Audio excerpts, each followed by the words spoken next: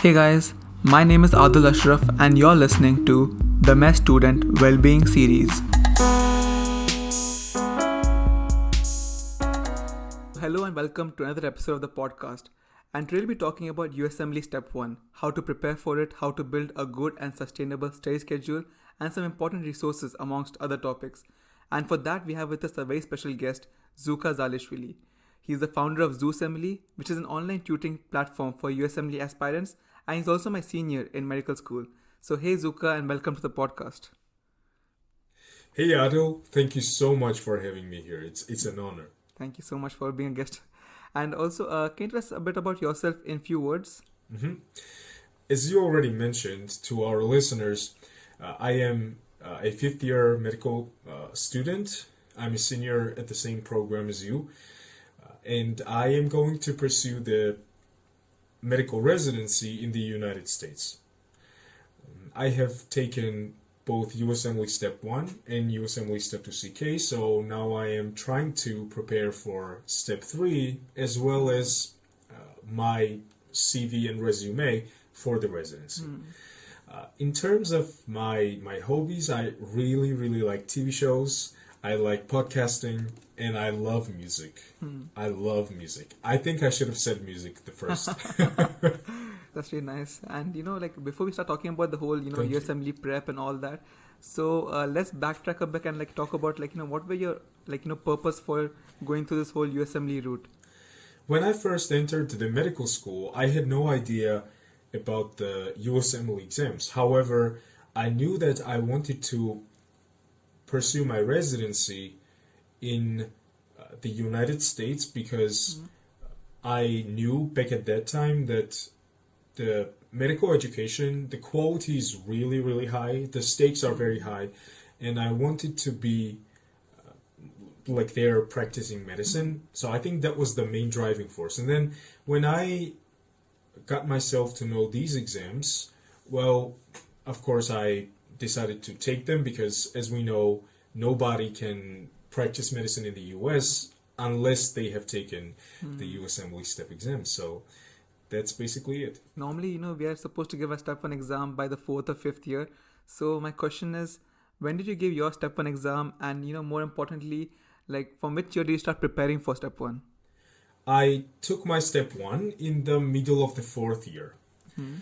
And personally, I think that this is the best time to take Step 1 given the schedule of our program, because this is approximately the time when we finish the modules and we are going to the medical clerkships, right? So it's kind of end of the basic knowledge and the modules, and then we go to the clinical part, which corresponds with to the Step 2 CK. Yeah, so I took my Step 1 in the middle of the 4th year, but as for the preparation, I started preparing for this exam approximately 2 years before I took Step 1. So, yeah, so it was on my 2nd year, as I remember. How did you start preparing? Did you start doing along with your subjects? Is that what you did? With the subjects, you start doing a bit of Step 1 questions and... Yeah, so along the path of my Step 1 preparation, I have used many resources, and most of them were question banks. And this is exactly what I did. So for example, if I was covering cardiology module in the university, I was also doing the questions from the cardiology. And I usually was trying to fit my questions with the first aid section that I was covering at that time. And I think this approach gives us a strong foundation in the subject that we are doing the questions in, because the one thing is to know something, but another thing is to actually use that knowledge in questions, right? Because USMLEs are question-based exam. This is not an oral exam. Nobody's there. I mean, there's no person. So it's computerized. Yeah, and it's so true, because normally, even if you know some concept very well, but they can ask you in a way that they might test how well you know the topic, and they might twist the question a bit. And by practicing question, I feel it really helps how to do these questions on the exam. Absolutely, absolutely, I agree. Yeah. Let's talk about resources. So, which resources did you use that were highly beneficial, and which resources were not that useful for you? hmm I will try not to advertise for or against the different resources. However, I also want to I also want to help to our listeners on their path as much as I can. And I would say that first aid, well, everybody I think knows that first aid is the best resource in terms of the foundational knowledge. Yeah. And I have also used Golian pathology book for my pathology review. I think that's a really really good book because it's small, it's concise, and I think it's doable in the preparation time for step one. And also, Otherwise, I mean, sorry to interrupt, but I was thinking, how to use Gaulian in the dedicated period, or is it like before the dedicated period you use Gaulian? Because I feel like Gaulian is it's a pretty dense book. So what do you suggest? Like, should I do it with the dedicated period, or like before the dedicated period? That's a good question, and because it also brings me to another point. I would recommend to our listeners that they concentrate on only the Uworld and first aid if they need to in the dedicated period. In other words, what I'm trying to say is that Golian and all the other resources that we'll talk about today should preferably be covered before the dedicated period. So I finished my Golian before I started doing Uworld, and also along the course of reading Golian, I was doing several question banks. I have done the Kaplan question bank and USMLE RX. I think they are really, really good question banks. However, I personally feel like they sometimes they're not as clinical as step one, so they are more oriented on the basic sciences. And speaking of basic sciences and the clinical knowledge that's tested on step one, I think that the best question bank for this combination is the MBOSS actually, because MBOSS questions have this basic knowledge part, and also they are highly, highly clinical. So I would really suggest people listening to us that they use MBOSS as much as they can. And what about like the other question banks? Which material did you use to learn the topics? For the reading material, well, first aid was the main resource once again. I did Golian for pathology, and we also said that. And otherwise, I have watched the videos mostly. I think many people know Pathoma, and I love Pathoma. He explains pathology really well. That's true. That's very true. I would like to, I would like to recommend to everybody to check out Pathoma. It's really good. I have also listened to Boards and Beyonds by Dr. Ryan, because I think he's amazing. He explains all the necessary topics, and he has a very, very good way of explaining this and showing this on the slides. And it's very modern too, right? So it's like, for example, Pathoma has been there on the market for so long time, but Boards and Beyonds is new, and I think it's adjusting to I think USMLE if you combine like BnB and Pathoma, it's like a really good resource, because I think BnB is more he gives all the necessary details, and then Pathoma has an interesting way of telling us the information which sticks in the head. Absolutely. Absolutely. Yes. And also, I remember you had mentioned about how you liked watching Dr. Lionel for pharmacology. Dr. Lionel Raymond is one of the best people I've ever got to know. When I was preparing for step one, as you mentioned, I was watching his biochemistry videos and pharmacology videos, and I was very grateful for his lessons. So I emailed him, but I had no hope that he would answer me, because I was thinking probably there are like hundreds and thousands of such students emailing him, So he would probably not answer me, but he did answer. And he asked me to send my step one score report if I was okay with this after taking my step one. And I promised him that I would. So when I took my step one and I got my score, I sent it to him, and he sent me a very, very warm email with his great sense of humor. I adore his sense of Yeah, humor. actually, that's one of the best thing in his videos.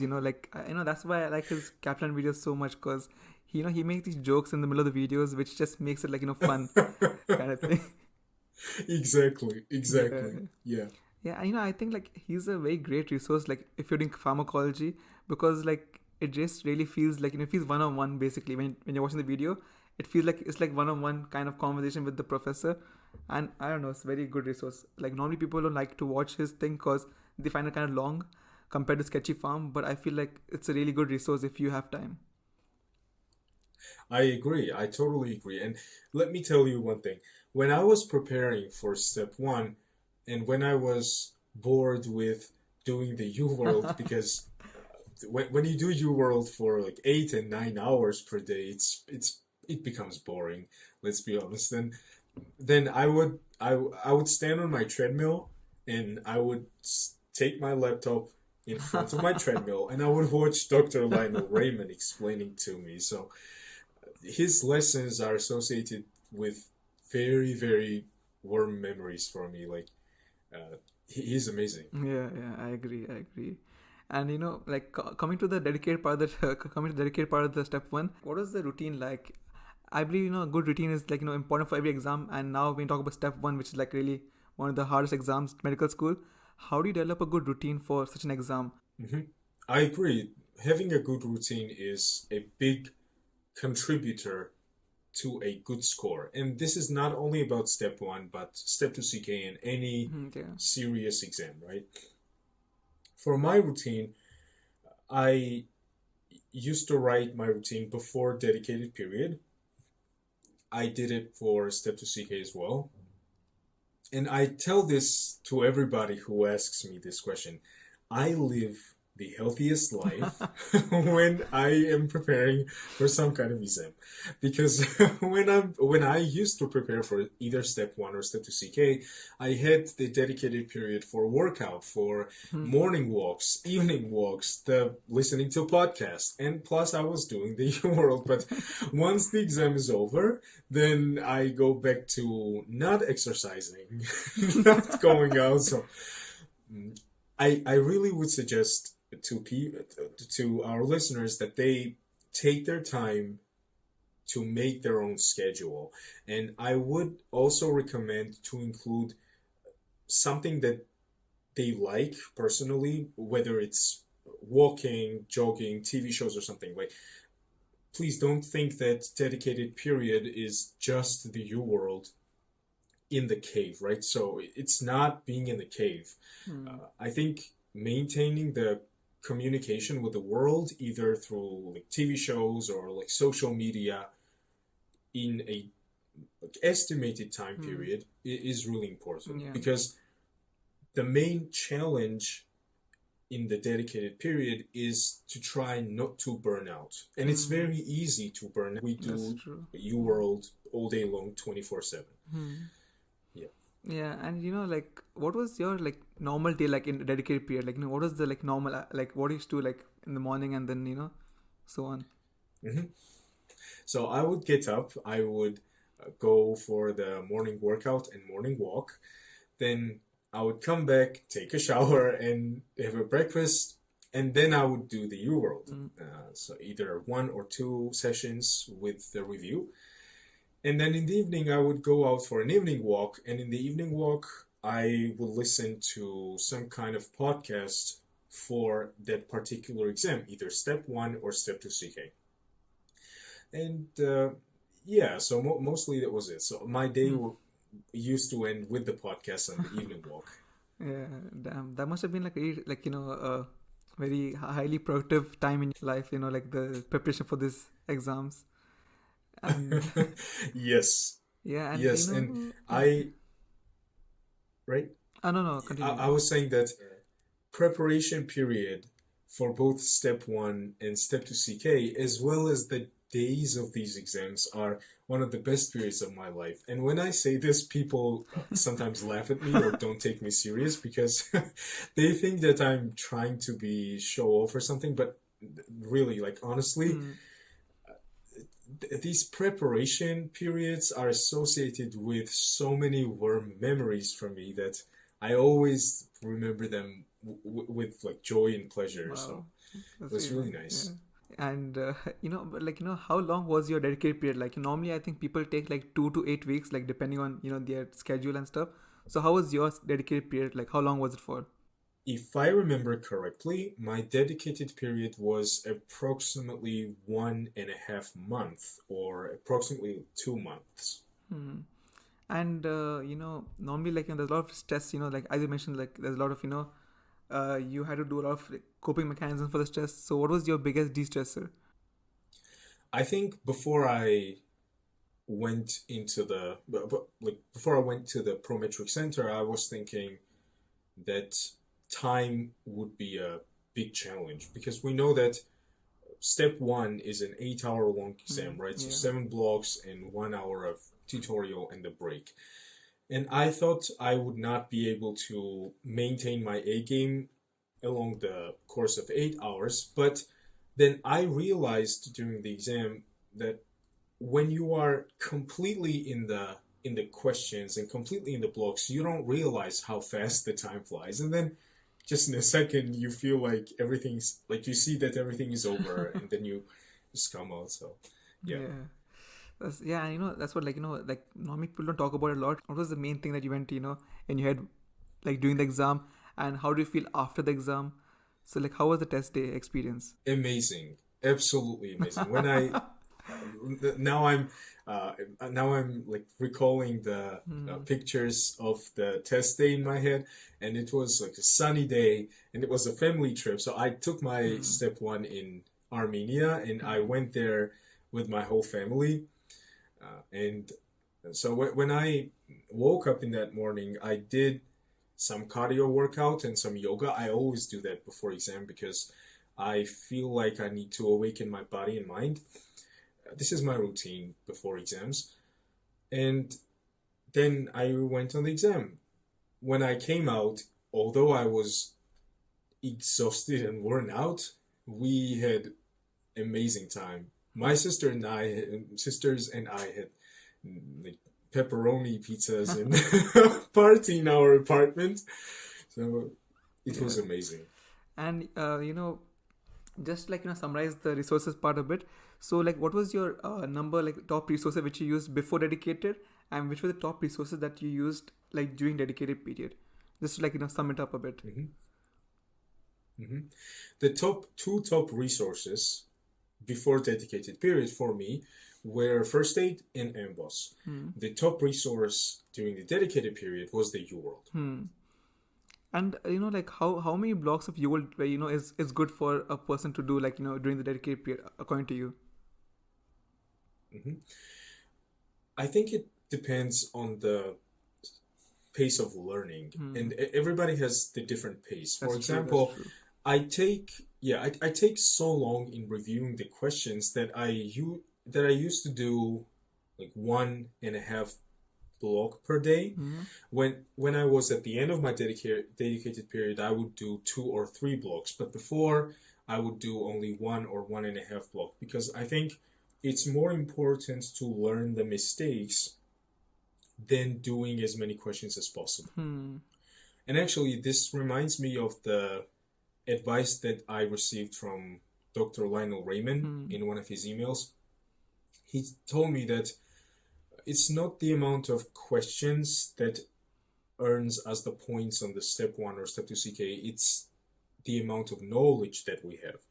So I would like to recommend to everyone that I would like to recommend to everyone that they learn as much as they can, and then they apply this knowledge in the question format. So I guess basically like make sure that you have good quality of understanding rather than just like go through all the questions you can, and just for the completion's sake. Absolutely. Yeah. Wow. That's a very good line. Yeah, I agree. Yeah. And Yeah, and okay, so back to the test day, how was the, when do you get the results after the test day, and how was that period of 2-3 weeks in between the results and the test day? How was that whole experience? I think I got my results probably 3 or 4 weeks after my test date. And during these 3 or 4 weeks, I couldn't help myself to recall these questions that I was doubting if I got them right or wrong. And it's the time of anxiety, and I think we should try to keep that anxiety in check and enjoy the fact that we have done and we have taken the exam. So, Hmm. because anxiety doesn't add up to the points, right? Yeah, that's true. However, even though I'm giving this advice to all our listeners, I was not doing the same. I was so worried and so anxious about my Yeah, score. I mean, that is pretty understandable. It's a very, I think a lot of time has been spent into it. And finally, how was Yes, it, when you actually got the results? How are you feeling after that? it was amazing. However, I would say that finding out the results, the day when I found out results, was not near as joyful as the day that I took my step one or step two CK. I think the process of taking the exam for me was more of a pleasure than finding out the results. However, results Mm-hmm. also gave me happiness. Like Mm-hmm. I was very happy with my Yeah, results. I mean, that's really impressive score, mashallah. That's very good. Very nice. Thank you And it's so actually much. it's a big inspiration to all other people, who are planning to take, step one. Hopefully people will be able to, kind of understand, the amount of dedication it takes. And Thank you. okay.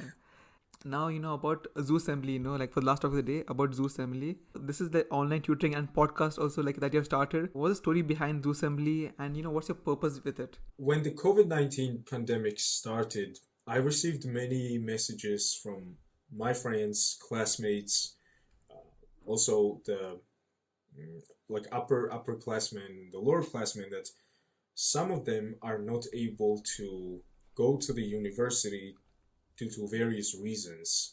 So it was, for example, the distance between the site of residency and the university, or it was the absence of the public transport during that time. So I thought maybe we can make a podcast for USMLE, both step one and step two CK, and the people will be able to listen to them without going to university and attending the classes.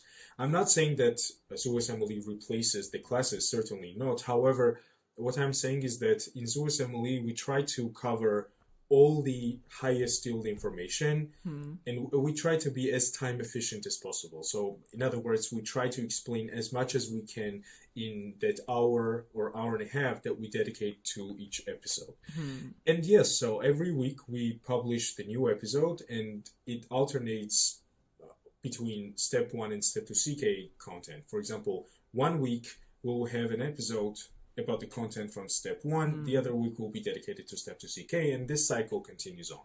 Yeah, and I think recently I was listening to your respiratory physiology episode. So it's Thank really you. nice.